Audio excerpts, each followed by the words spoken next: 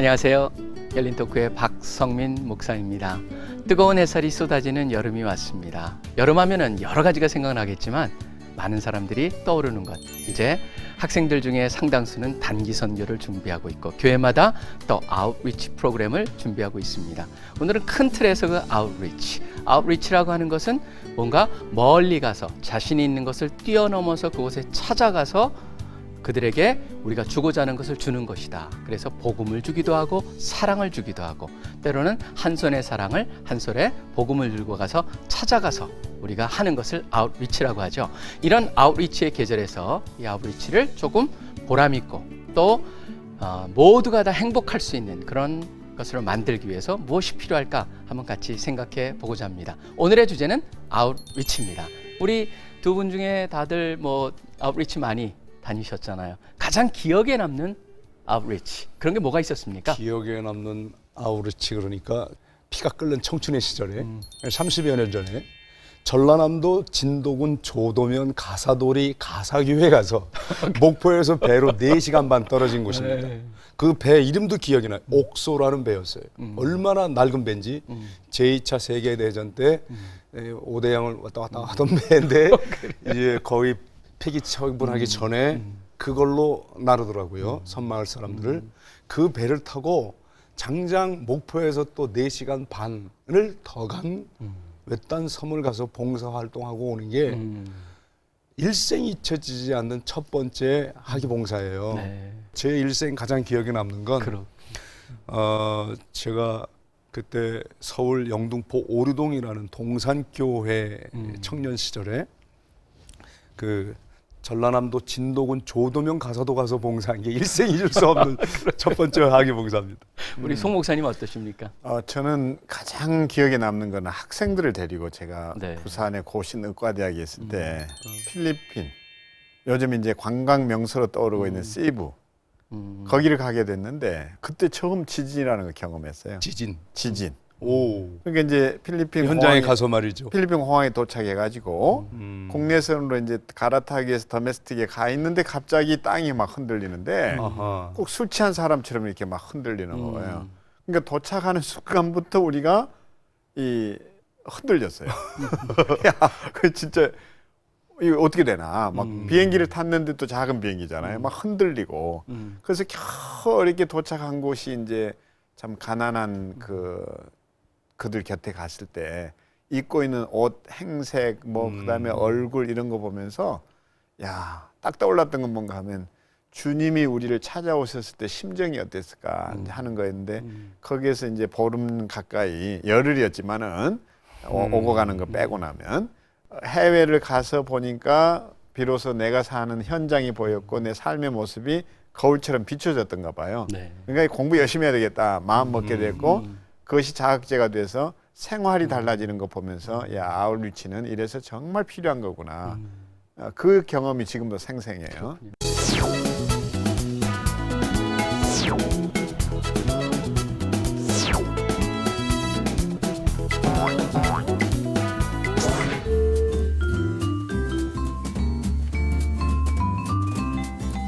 요새 와서 우리 아까 최 목사님도 말씀하셨지만 외국 많이 나가잖아요. 네. 우리 송 목사님도 필리핀 얘기를 하셨는데 많이 바뀐 것 같죠? 지금 그때 그 아웃리치랑 그렇죠. 요새 젊은이들의 아웃리치 어떤 게 그렇게 다른 것 같습니까? 우선 무대가 국내에서 해외로 바뀌었는데 네. 이 해외 여행이 너무 값싼 해외 여행처럼 이렇게 바뀐 거예요. 돈 없이 싸구려로 얼마든지 갔다 올 수 있는 좋은 기회다. 해외여행을 해볼 수 있는 기회다. 이런 개념으로까지 지금 질적으로 많이 떨어지는 게 오늘날 우리 한국 교회가 하고 있는 아웃리치란 말이죠. 그런 지적들을 많이 하고 있어요. 왜냐하면 너무 물량 공세가 심한 거예요. 단기 선교라고 하는 미명하에 오히려 그들이 가서 끼치는 해악이 더 많다고 현지 선교사들이 너무 많이 얘기하고 있어요. 그러니까 무슨 소리냐면 선교 어떤 마인드도 없고 거기에 대한 전문적 훈련과 교육 없이 그저 들뜬 마음으로 우르르 한꺼번에 몰려갔다가 몰려오는 이런 경우가 요즘 급작스럽게 너무 많아졌다는 거예요. 이 부분을 우리가 좀 잘 진단해 봐야 될 것 같습니다. 제가 볼 때는 이제 우리가 실제로 그 아웃리치를 한다고 그랬을 때는 정말 내가 있는 삶의 현장에서 벗어나서 내가 가진 어떤 것을 나누고 섬기고 돕기 위해서 갔잖아요. 근데 요즘은 그게 그냥 하나의 해외 여행의 한 수단과 방편이 된 게 이게 조금 늘 안타까워요. 그러니까 이참에 예. 그냥 야 우리 뭐 이 나라도 한번 가보자. 이걸 그 정말 아웃리치라는 것이 서비스를 베풀고 뭐 서번트십을 훈련받겠다 이런 것보다는 그냥 우리 또 어느 나라 다녀왔다라는 그냥 이 여행 수준으로 예, 가버리지 예. 않았나. 그러니까 네. 우리 시대 아웃리치는 몸으로 했단 말이에요. 다 네. 돈이 없었으니까 우선 가는 사람도 돈 없고 그 오직 정말 피 같은 땀을 흘리면서 온 몸으로 가서 몸과 몸이 부딪히는 거예요. 그런데 요즘은 몸으로 하려고 하는 걸 굉장히 기피한다는 거죠. 가서 그리고 그 타문화권에 대한 이해도 없이 훈련 없이 가가지고 예를 들어 전통적 불교 문화권이나 이슬람 문화권에 가서 그 선교한답시고 소위 그 공격적 선교가 끼치는 그 해악성은 또 이루 말할 수가 없습니다. 사실 그 말씀은 좀 이따 우리가 좀 더 네. 자세히 해봤으면 좋겠는데요. 지금 이제 아까 말씀하신 싸구려 해외여행 기회 그런 싸구려라고 하는 말이 뭐냐면 그 자체가 싸구려인 것 그런 것도 있겠지만 더 중요한 거는 교회에서 항상 예산을 편성해 놓지 않습니까? 네. 그렇기 때문에 거길 갈 때는 그만큼을 교회 보조가 나오기 때문에 그렇죠. 상대적으로 자기가 적은 돈을 넣고도 갈 수 있다는 의미에서 또 많은 사람들이 이번 기회에 어디 갔다 온다라는 그렇게 마음을 먹는 사람이 틀림없이 있을 거라고 생각을 합니다. 근데 그런 면에 있어서 오히려 교회가 더 철저히 준비를 하고 더 훈련과 그 학생들의 마음이 모아질 수 있도록 분위기를 함께 만들어 간다면은 오히려 어딜 가든 간에 더 그걸 의미 있게 할 수 있지 않을까 그런 예를 생각을 들면 봅니다. 국내 같으면 한 주 안에 또는 며칠 봉사가 가능해요. 의미도 있고요. 네. 또 만남도 이루어져요. 의사소통이 되니까. 근데 해외 같은 경우에는 며칠 길어야 한 주는 별 의미가 없다는 거예요. 예를 들어 한 학기 6개월을 가서 봉사하고 온다. 또는 1년을 봉사하고 온다. 또 아무리 최소한 3개월 정도를 가서 훈련하고 온다. 그것도 선교라는 개념만이 아니라 학생 같은 경우에는 교육의 한 연장으로 봐야 돼요. 강의실에서 현장으로까지 이렇게 가는 교육 훈련의 기회를 라고 생각을 해야지 뭔가 자기들이 이렇게 갖고 있는 걸 주러 간다는 이런 마음으로 그 타문화권 사람들이나 또는 저소득층 어려운 빈민층에 대한 아주 이렇게 낮추어 보는 마음으로 가는 그런 학생들이 의외로 많아져 가지고 지금 굉장히 그게 진통이 큽니다.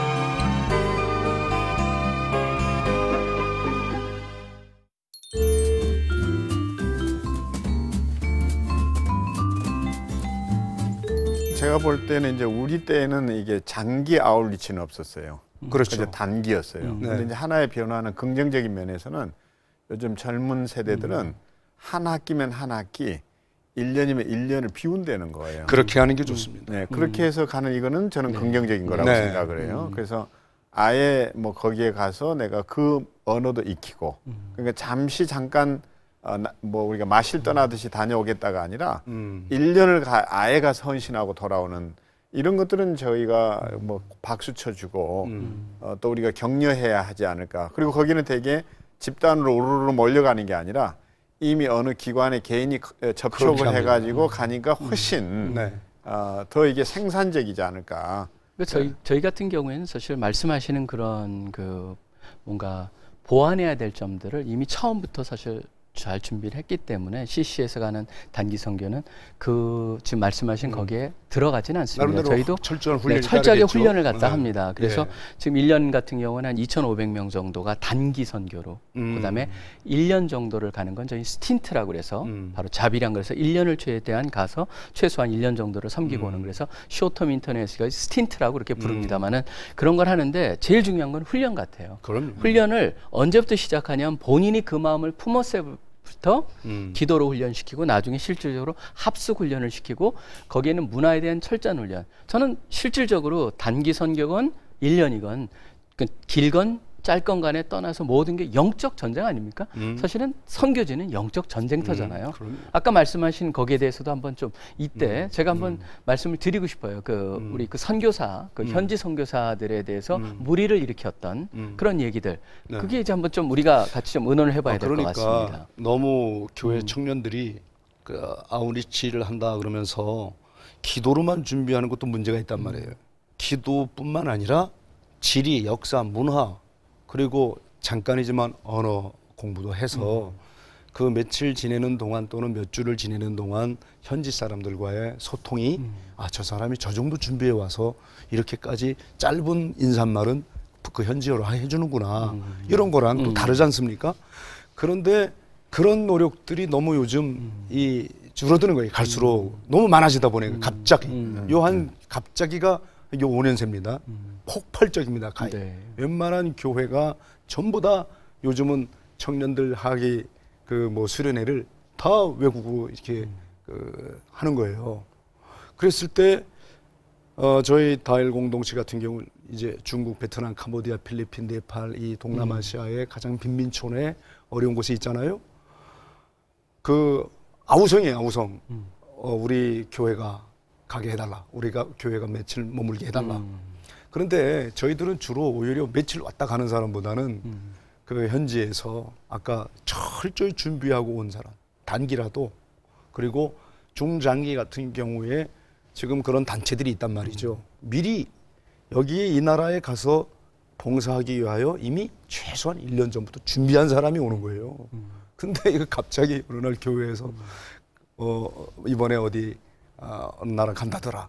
이래가지고 한꺼번에 막 몇십 명씩 떼밀려 왔다 갔다 하는 그런 그 현실이 현지에서 늘 장기적으로 살아가는 현지의 일생 몇 년 아니라 몇십 년을 평생을 살려고 하는 사람들에게는 적지 않은 고통거리고 골칫거리들이 많이 있다는 겁니다.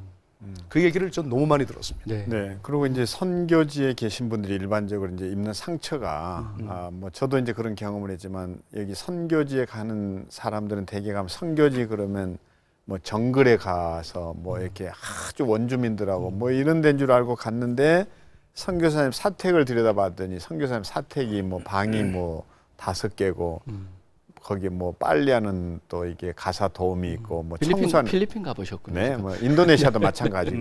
네. 그러면 거기에 그런 현지 사정이나 문화, 기후 이런 것들을 전혀 고려하지 않은 채 그게 현지 고용을 통해서 결국 선교하는 하나의 맞습니다. 방편이거든요.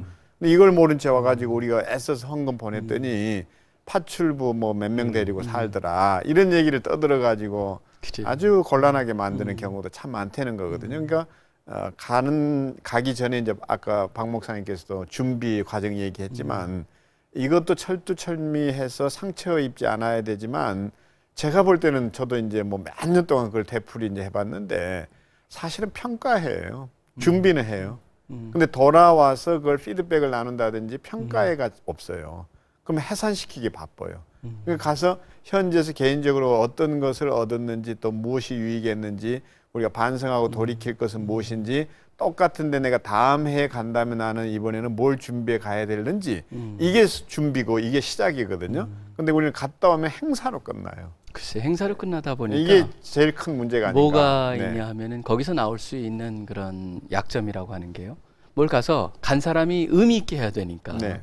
행사로 끝나야 되고 그러다 보니까 한 번 터트려야 되니까 네. 무리수를 둘 수가 있다는 네. 것이죠. 무리수를 두다 보면은 이 간 사람한테는 막 적극적으로 뭔가 일을 터트리는데 그것 때문에 그러니까 너무 짧은 선교사에는 일정에 네. 과도한 그 목적을 담아요. 맞습니다. 그게 문제예요. 그러다 보니까 거기는 단순해져야지. 선교사님들이 네. 오히려 어려워지실 수가 있다라고 하는 그렇죠. 그것까지를 고려를 못했기 때문에 네.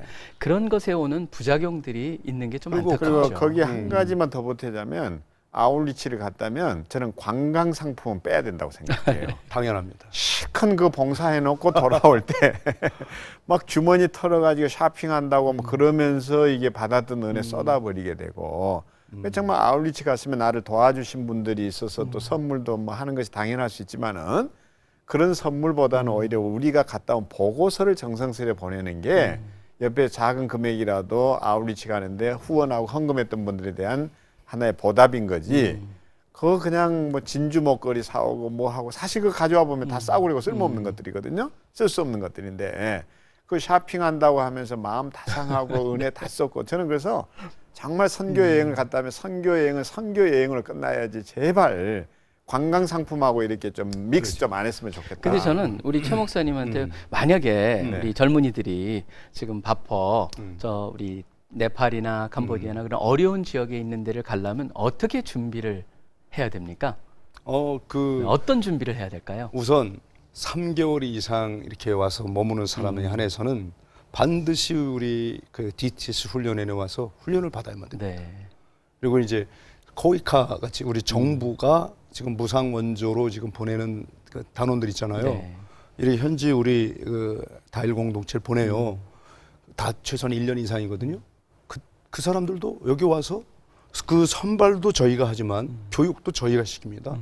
그 교육 없이는 가는 것 자체가 불가능합니다.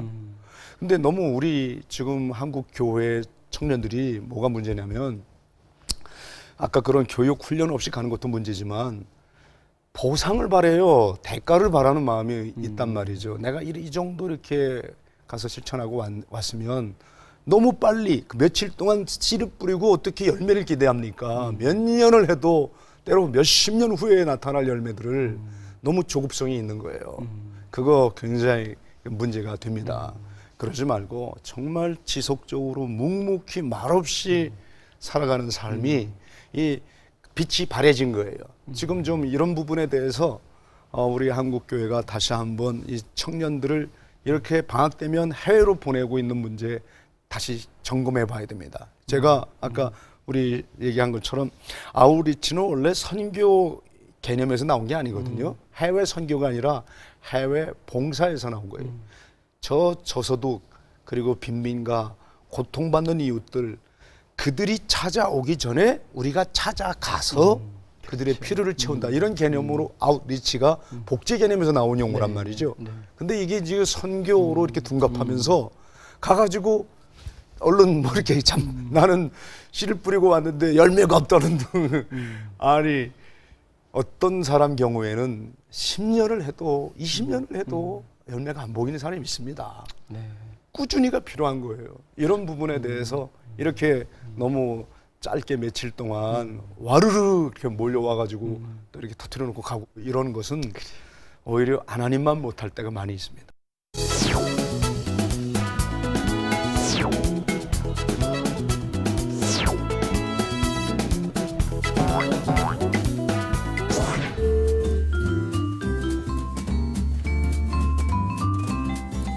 근데 지금 우리가 막 청년만 초점을 맞췄는데 사실상 아웃리치는 청년들만 가는 게 아니잖아요. 아니죠. 그들의 전유물이 아니고 예. 요새는 뭐 가족들이 가는 그럼요. 아웃리치 그런 거 많지 않습니까? 그건 바람직합니다. 차라리 네. 그건 바람직합니다. 그러니까 저는 첫째로 어찌됐든 이게 아웃리치를 간다고 그랬을 때 청년이 됐건 뭐 젊은 세대를 뛰어넘어 이제 기성세대가 됐건 몰려다니지 말았으면 좋겠다. 몰려다니지 말자. 우리 너무 떼거지로 몰려다녀요. 그러니까 그분들이 우리 섬기기에 바빠요. 그렇죠. 먹는 것부터 시작해서.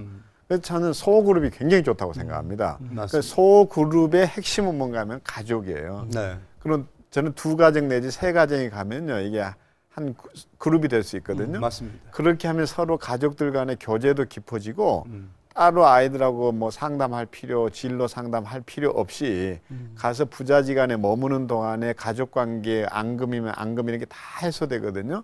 아버지는 아버지대로서 자식을 이해할 수 있고 자식은 아버지를 이해할 수 있고 같이 부자지간에 또는 부녀지간에 모자지간에 모녀지간에 이게 땀을 섞어본다는 거.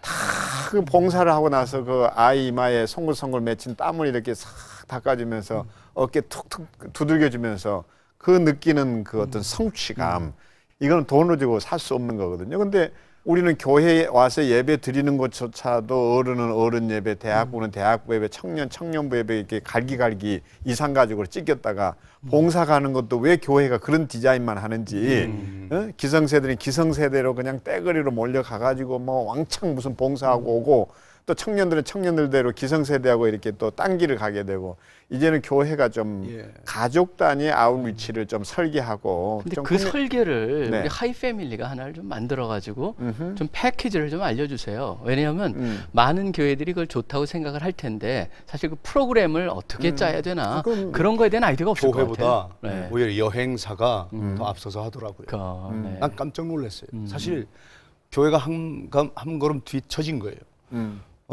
여행사 중에 어느 모 여행사가 우리 캄보디아 다일 공동체의 상품이 뭐냐면 착한 여행이에요.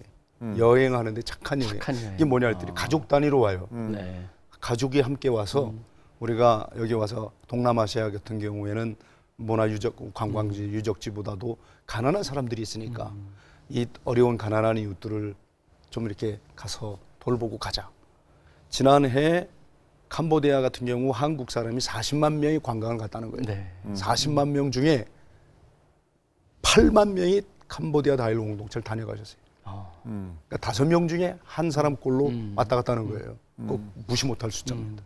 여러분들이 안 놀래니까 내가 놀래니까. 아니 저는 마음 놀라고 있어요. 진짜 놀라운 거예요. 그 가족 단위. 그 상품 판매권을 하이패밀리 주라고 독점 계약. 아니 아이디어를 내라고 그랬지 이윤을 챙기라는 게 아니었는데. 지금 그게 얼마나 보기가 좋은지. 네. 그러면서 그 아까 우르르 몇십 명씩 몰려가는 게 아니라 가족이 같이 이렇게 와서 봉사하고 가는데 얘들아 지금 요즘 가난을 모르는 아이들에게 부모 세대에 먹지 못해서 힘들었던 그 시절을 이렇게 아무리 얘기해줘도 모르잖아요. 현장에 가가지고 그걸 보여주는 거예요. 이번에 지금 바로 이 시간에 제 막내 딸아이가 캄보디아에 있습니다. 미국의 그 한의사가 하시는 분과 사업하시는 분과 목사님 한 가정이 세 가정이 아이들을 각각 데리고 가시는 거예요. 그 참 보기 좋더라고요. 그래서 쟤는 지금 같이 갔으면 너무 좋겠는데 그래서 제 딸아이를 좀 데리고 갔다가 방송 때문에 못 간 거야. 저희 CTS 방송 때문에 좀 희생이 많습니다. 하여간 우리 딸아이 제가 2번을 데려갔거든요. 얘는 어떻게 하면 가서 이제 그 봉사하는 기쁨을 맛을 본 거예요. 네. 그래서 자기도 대학생이 되면 이렇게 단기 선교가 아니라 저 언니들처럼 6개월 또는 1년 이렇게 봉사하고 싶다는 얘기를 어린 시절에 경험하게 해주라 이 말이죠. 네. 어린 시절부터. 이게 확실히 달라요. 그래서 좀 우리 그 아우리치를 생각하시는 많은 분들이 우리 각 교회가 청년부 이번에 몇십 명, 작년부 몇십 명 그러지 말고 2가정, 3가정 묶어서 예, 그렇게 착한 여행을 다녀오시면서 정말 그 현지 지리, 역사, 문화 공부도 가정별로 하고 그리고 함께 같이 기도하고 뭐 이런 게 좀 더 발전적이지 않을까 싶습니다. 네, 그러니까 그 착한 여행이라고 그랬지만 이제 뭐 하이 패밀리가 주선한 건 아닌데 이미 이제 저희 부부나 저희 가족이 하고 있는 이제 봉사 활동 중에 하나는 저희는 이제 유학생 커플들을 가서 돕는 일이거든요. 근데 거기 가보면 그 행복한 여행 오신 분들 많아요. 그래서 이를테면 성인이 된 자녀들은 또 거기에 와서 그 어린 아이들 돌보는 그 베이비시터로 일을 한다든지 또 아버지 어머니는 실제로 거기에서 뭐 강의면 강의 봉사, 상담이면 상담 그리고 뒤에서 이제 여러 가지 뒤치다거리 하는 이런 자원봉사, 자봉이라고 그러는데 뭐 이런 거 하면서 가족들이 정말 행복한 아웃리치를 하는 경우 실제로 많거든요. 그런 좋은 모델들이. 맞습니다. 단지 그게 알려지지 않았다는 것이고 교회가 너무 획일적으로 이렇게 이끌어가서 문제인 거지. 우리 주변에 그런 가족 단위의 아웃리치가 실제로 많아요. 예, 그것을 교회가 좀 더 적극 권장을 해야 되는데 교회는 그냥 부서 단위로 움직이다 보니까 이제 이런 건데 저는 한국 교회가 빨리 이런 패턴을 좀 다각화시켜야 된다고 생각합니다. 글쎄요. 근데 사실 이런 해외 단기 선교에 대해서 우리가 이렇게 얘기를 하는데 이게 이슈화된 뒤에는 그 배경에는 우리 수년 전에 어느 한 교회가 아주 어려운 지역에 갔다가 그렇죠. 참 굉장히 힘든 일을 당했잖아요. 그것 때문에 이제 사회에서 막 지탄의 대상이 됐는데 우리가 사실 그런 종교 분쟁 지역이라든가 전쟁 중이라든가 여러 가지 외교부에서 가지 말라고 하는 곳에 단기 선교 가는 거에 대해서는 어떻게 봐야 할까요? 그건 정말 그럼 누구에게 물어봐도 똑같은 얘기가 나옵니다. 대한민국 국민 99%가 얘기할 겁니다. 단기 선교 그런 식으로 하는 거 아무 도움이 안 됩니다. 그런 나라는 목숨 걸고 죽어도 좋다는 각오로 소명 때문에 가는 장기 선교사가 그 나라의 정말 문화, 역사, 지리 뿐만 아니라 소명 때문에 그 나라에 가서 자기 자신을 숨기고도 그렇게 소금처럼 녹아지는 사람이 선교하는 거지, 사는 것 자체가 단기 선교가 무슨 의미가 있습니까? 그렇게 짧게 며칠 갔다 오면서 왁작지껄 가가지고 그 사람들에게 위협을 주고 오는, 그게 뭐가 선교가 되겠습니까? 오히려 그런 노력, 그런 에너지를 국내에 있는 이슬람, 국내에 있는 이 동남아시아, 아프리카 사람들 얼마나 많습니까? 이 외국인 노동자 수만 해도 지금 100만이 넘는데 이 사람들에게 차라리 가서 이렇게 한다면 훨씬 복음은 또 잘 전해질 겁니다. 그래서 저는 정말 그 아까 얘기한 우리 외교부가 외교통상부가 여행 제한 국가를 제한한 나라들이 있잖아요. 지금 뭐 한국인이다 싶으면 무조건 체포해서 이렇게 구금하거나 아예 처단하려고 하는 나라들도 있지 않습니까? 사실이지 않습니까? 그런 곳은 그 말을 듣는 게 좋습니다. 좀 우리가 그런 점에서 너무 우리 중심의 얘기들을 너무 많이 퍼뜨렸어요. 그리고 상대방에 대한 고려가 없어요. 실제로 누군가를 돕겠다면 그들의 형편을 돕는 거지. 그렇죠. 우리 자신의 어떤 뭐 이기적인 욕망 또 내가 무슨 봉사했다라는 자긍심을 키우기 위해서 봉사 떠난다면 이건 나는 잘못이라고 생각하거든요. 그래서 언제부터인가 불우이웃이란 말도 절대 쓰면 안 돼요. 그렇죠. 그럼 저쪽이 불우하다면 나는 행복해요? 이게 아니죠. 나눔 이웃이죠. 이건 언제부터 한 얘기인데, 그러니까 저는 영어부터 바뀌어야 되고 정말 정부는 왜 있느냐는 거예요. 그럼 국가가 여행 금지 국가를 세웠다면 외교 분쟁이 일어나지 않도록 우리가 해야 되는 것이고, 저는 최 목사가 말한 대로 이를테면 그건 정말 고도의 전략과 전술을 가지고 접근해야 될 일이지, 일주일 가가지고 휘젓고 온다고 뭐 금방 하나님 나라가 임할 거라는 생각을 한다면 그건 진짜 잘못이다. 네, 오히려 네. 아까 100만 얘기했잖아요. 그렇죠. 근로자들이 와 있거든요. 그러니까. 우리 현장에. 그러면 실제 그분들이 도시 지역에 공단에 몰려 있는 경우도 있지만 농어촌 지역에도 많거든요. 그 왜 아울리치가 이렇게 해외를 가고 비행기를 타야만 되는 거예요? 그렇죠. 아니 그 지발로 걸어가려는 거예요. 근데 가까이 저는 있는데. 두 분 다 너무나 그쪽을 공격하는 형태로 나오기 때문에 제가 수비 형태로 좀 들어가서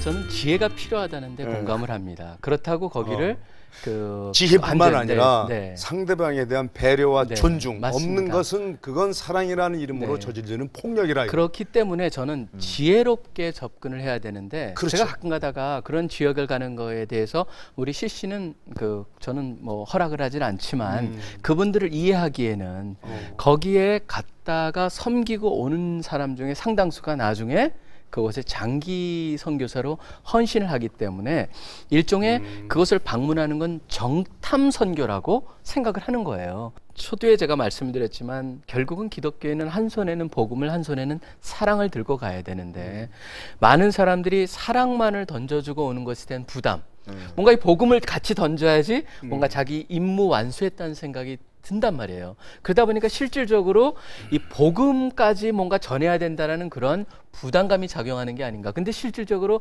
이 세상에 단기 선교나 선교가 필요한 영역은 이 복음보다는 오히려 사랑이죠. 사랑으로 먼저 그렇죠. 그쪽을 좀 아, 부드럽게 야, 이 대목을 만들어 놔야지만 우리 그리고 그게 필요하다는 대표가 거예요. 이런 말을 하면 굉장히 안심이 되네. 나는 거기에 덧붙여서 꼭 하고 싶은 얘기가 예. 이제 뭐 젊은이들만이 아울리치 하는 게 아니라고 얘기했지만 대개 이제 그 젊은 시절에 이제 그런 세계관을 가지고 뭔가 좀 세계를 품기 위한 일들을 하니까 이제 그 얘기에 초점을 맞출 수밖에 없는데 나는 젊은 세대들이 뭐 민족과 뭐 열방과 뭐 세계 복음화 이러면서 하는 건 참 좋긴 해요.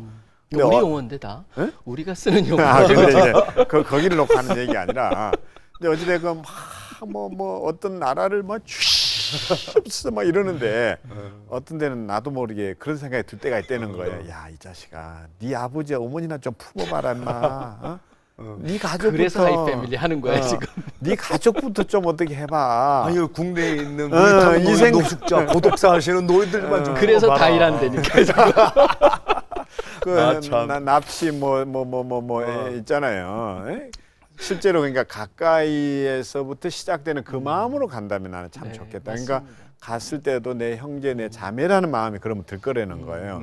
근데 부모님에 대해서는 정말 적대 감정을 여전히 가지고 있는 그 사람이 가서 어떻게 피 묻은 그리스도의 복음을 또 치유의 메시지를 전할 거냐 할 때 너무 열방하기에 앞서 좀 균형을 이루자는 맞습니다. 얘기도 하고 싶은 거예요. 그러니까 네. 뭐 그거 자체를 나무래거나 꾸지라하고 싶지는 않은데 가끔 그런 생각이 든다는 거예요. 근데 너무 청년의 때부터 네. 이렇게 아버지나 죄송합니다. 아버지를 챙기는데 제한을 둔다면은 제가 보기에는 그 청년의 꿈, 또 청년의 인생 전체를 생각해 봤을 때 거기서 머물러서는 안 되기 때문에 열방, 네. 나라, 민족, 세계를 갖다가 외치는 거겠죠. 그러니까 나가서 어떻게 해서든지 보아야 할 것 보게 하시고 들어야 할 것 듣게 하시고 깨달아야 할 것 깨닫게 하시고 배우는 자세로 가라 이 말이에요. 맞습니다. 네. 가가지고 뭐 가르쳐주겠다 교만한 마음 버리고 그게 해외 견문을 넓히는 거 얼마나 중요합니까? 네, 젊은 날에. 그렇죠.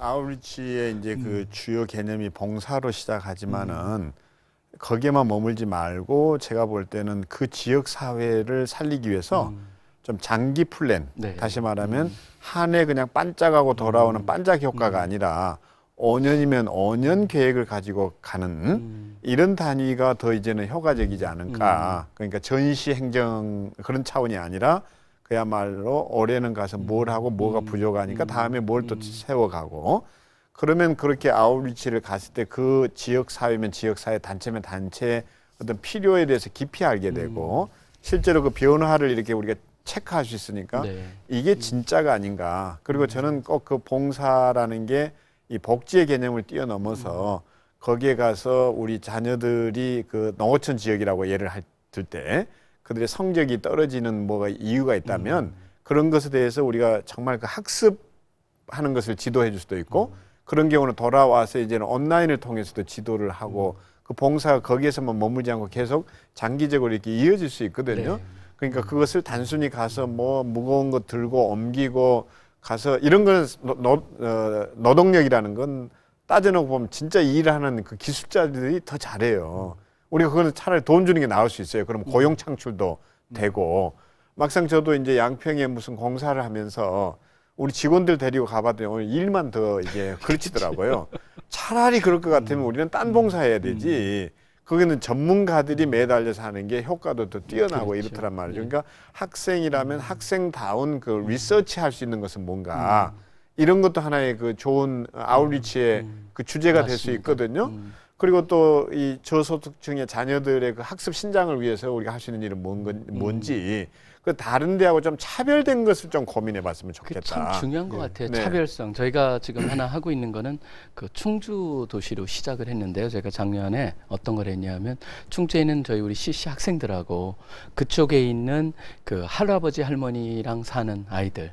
걔네들은 그 정부에서 도와주지만 굉장히 제한이 돼 있는데, 조선 가족 말하는 네, 거죠. 그렇죠. 네. 그 다음에 그 아이들이 그 지금 아이들이 거기서 가장 노릇하고 있는 그런 아이들을 갖다가 매칭을 시켜가지고 이 학생들이 가서 돕게 했거든요. 공부를 가르쳐주고 이번 여름에도 이제 그런 패키지 속에서 학생들 가운데 우리가 한 달에 1,000원씩 모으자 그래가지고 그걸 가지고 그 학생들을 공부 가르치는 데 지금 쓰고 있어요. 그런데 충주 한 도시로 시작을 했는데 그게 그 도움을 받은 사람도 좋지만 이 학생들이 너무너무 좋아하는 거예요. 자기가 할 일이 있다. 그게 사실 아까 말씀하셨다시피 학생들이 잘하는 게 뭡니까? 옛날에 자기가 거쳐왔던 그 아이들한테 공부를 가르치는 것. 그거를 시켰는데 그 자체가 사실은 우리가 단기 선교를 얘기하고 아웃리치를 얘기할 때 도움을 받는 사람들도 좋아하지만 가는 사람들이 얻는 혜택을 상당히 많이 얘기하는데 만약 그렇다면 진짜 이들이 잘할 수 있는 것을 필요한 사람들하고 잘 매칭해주는 그런 지혜를 발휘할 때 이 아웃리치가 보람이 있을 수 있겠죠. 네, 그래서 네. 이제 거기에 하나를 덧붙이자면 저는 아웃리치가 그 단기로 가지만 그 일주일이면 일주일로 끝나지 않고 이게 멘토링으로 이어지면 참 좋겠다. 그러면 돌아와서라도 우리 가족이 어디에 가서 지역 봉사를 했다면 거기 어떤 가정과 매칭돼 가지고 그 가족에 대해서 끊임없이 크리스마스 때면 크리스마스 때 또 아니면 추수감사절 때면 추수감사절 때 그 자리에서 일테면 그들이 불신자라 할지라도 그 전도가 목적이 아닌 것을 좀 드러내서 다녀와서 우리는 절기 때 우리 그리스도인의 삶을 자연스럽게 이렇게 표출시키면 그 그리스도의 향기에 취해서 전도가 될 수 있다고 생각하는데 봉사하러 가는 것이 단순히 이 사람들을 교화시켜야 되겠다는 목적으로 가니까 이게 무리수가 생기는데 교화가 목적이 아니라 그리스도의 사랑으로 함께 머물고 싶다는 마음으로 가고 우리는 단 한 번의 교제로 끝나지 않고 지속적인 교제를 원한다라는 이게 전달될 때 사람들은 쉽게 감동되고 예. 그리스도의 품 안으로 돌아올 수 있다는 거예요. 그 어느 대학생이 네. 그 단기 선교를 간다 그러면서 가서 하루를 선교를 해도 선교는 선교입니다. 그러더라고요. 과연 그게 말이 되는 건가? 그 이제 대학생을 책임지고 있는 우리 우두머리시니까 나는 이 기회에 네. 우리 박 목사님이 단기 선교라는 말 자체를 버리면 좋겠다는 생각이 들어요. 선교는 그렇게 단기로 이루어지는 게 아니다. 단기 선교라는 말이 사실은 한 최근에 생긴 용어예요. 그런 단어가 없었어요. 그렇죠?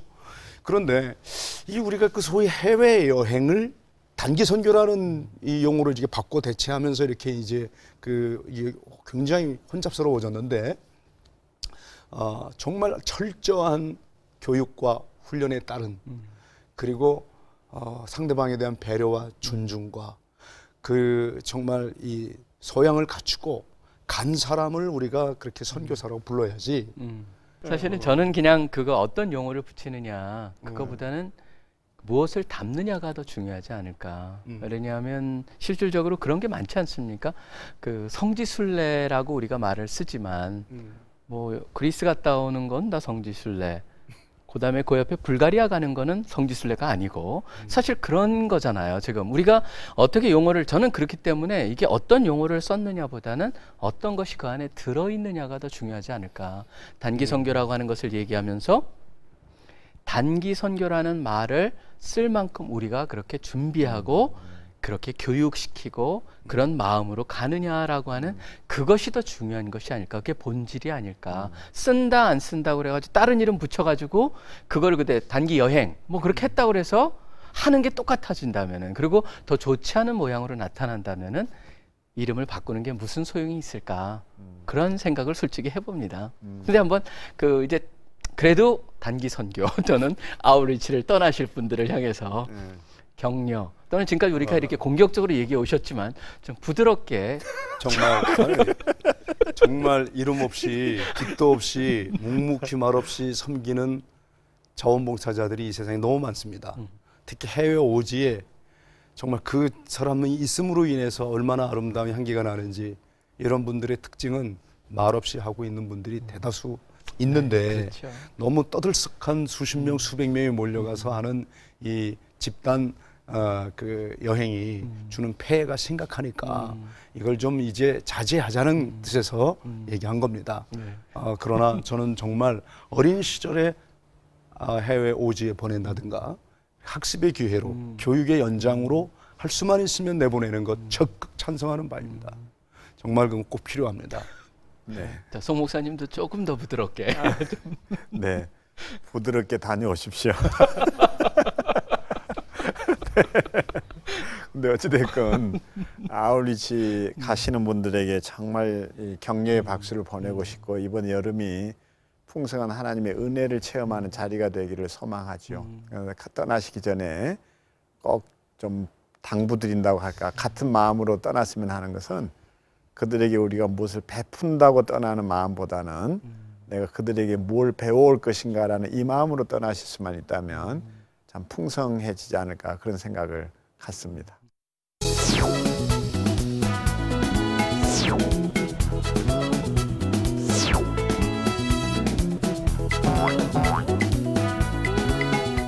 핵심은 그런 것 같습니다. 저희가 어떤 것을 하던 간에 그 안에 그리스도의 향기가 묻어 나오느냐, 풍겨져 나오느냐, 우리의 열매, 그것이 하나님께 영광이 돌려지느냐라고 하는 데 있어서 그것만 된다면은 어떤 이름이건 간에 어떤 형태로 진행되던 간에 무엇을 하던 간에 상관이 없을 것이라고 생각합니다. 철저히 준비하고 열린 자세로 또 마음의 의식을 집중하면서 맡겨진 일들을 잘한다면은 하나님께서 영광 받으시고 또 참여하는 모든 분들이 은혜를 받으시는 그런 아우리치가 될 것이라고 믿습니다. 또 다음 주까지 건강하시고 또 다음에 뵙겠습니다. 네, 감사합니다.